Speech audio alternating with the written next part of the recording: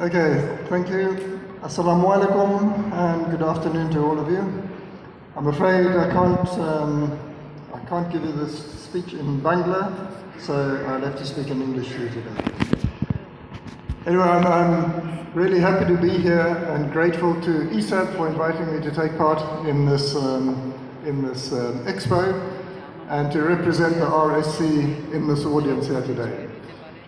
So I'll just start off with giving you a bit of, telling you a little bit about the RSC. So the RSC stands for the RMG Sustainability Council. It's a safety monitoring body in the RMG sector in Bangladesh. It's a private sector initiative of Bangladesh industry, global brands, global and local trade unions in Bangladesh. So the vision of RSC is to ensure workplace safety, enabling sustainable business and developing the safety in the supply chain. So the RSC operates more or less, well, it operates in three main areas. The first area is building safety. So what we do there is we do assessments of existing buildings, identify safety defects, develop the corrective action plans, and then we monitor the remedial work of those buildings, of the factory buildings. Before the RSC, there was the Cord and the Alliance doing a similar work. I think the difference with the RSC now is that we not only maintain the international standards of the brands that the factories work with, but we also provide a service to the factories to try and help them get the level that they need to get to meet those standards. So that's a big area of the work of the RSC is that building remediation, building safety work. Two other areas are also important though. The second one is the training of safety committees. And with the training on safety committees is mainly on occupational safety and health issues, but also to help them identify the building safety issues that we talked about earlier.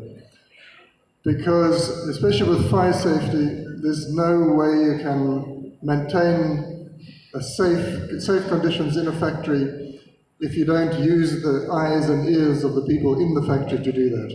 So the training of the safety committee is to make them more aware of the safety issues related to the work they're doing and the building they're working in. And then once they've identified that, the mechanism for them to try and get something done about that.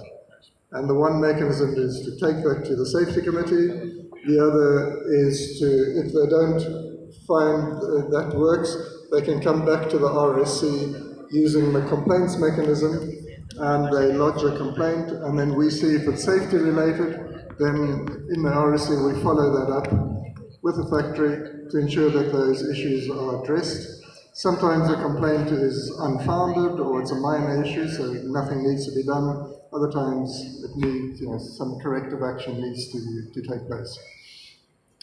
So that in brief is what the RSC does.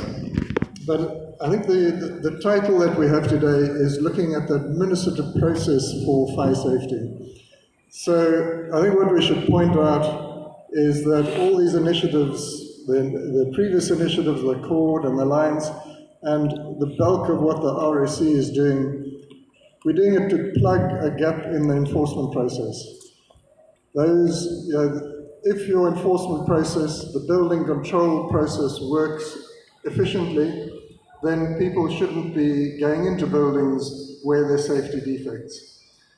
So as we look forward, as we move forward, what I think we need to concentrate on, and especially with Bangladesh moving from LDC graduating into a developing country, I think we need to develop more robust enforcement processes. So I've spent most of my life working as a consultant, as a fire safety engineer consultancy.